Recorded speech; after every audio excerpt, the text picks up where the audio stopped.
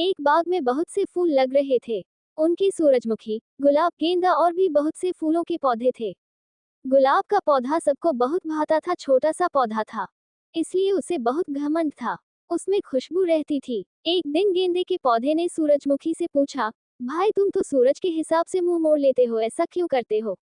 सूरज पूर्व में तो तुम पूर्व की ओर देखते हो, सूरज पश्चिम में तो तुम पश्चिम की ओर देखने लगते हो। सूरजमुखी, भाई मुझे बनाया ही ऐसे गया है।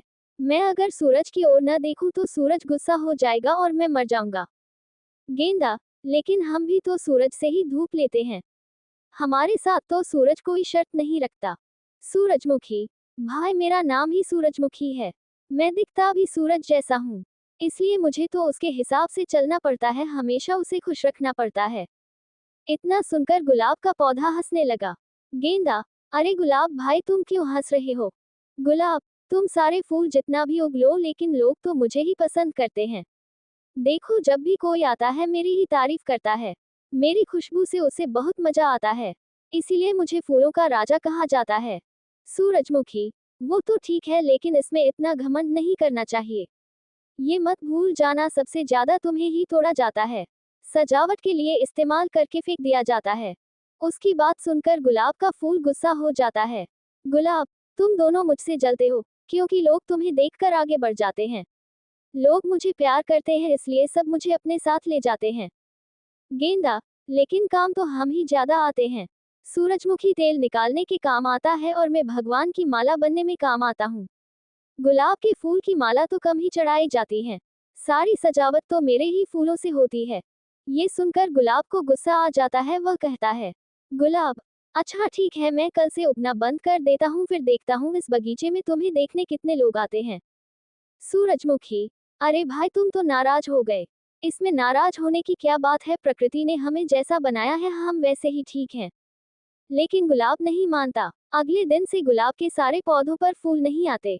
अब जो भी बाग को देखने आते वे गुलाब को न देखकर निराश हो जाते और वापस चले जाते। शाम को गुलाब ने दोनों से कहा, गुलाब, देखा आज लोगों के चेहरे कैसे उतरे हुए थे, कोई भी ज्यादा देर रुक नहीं पाया।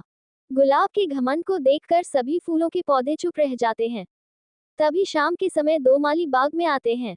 माली, अरे ये गुलाब का पौधा तो फूल नहीं दे रहा, इसे उखाड़ कर दूसरा लगाना पड़ेगा। मैं गांव से पौधे मंगवाता हूँ, फिर इसे उखाड़ देंगे। ये सुनकर गुलाब के पौधे के होश उड़ जाते हैं, वह तो मर जाएगा।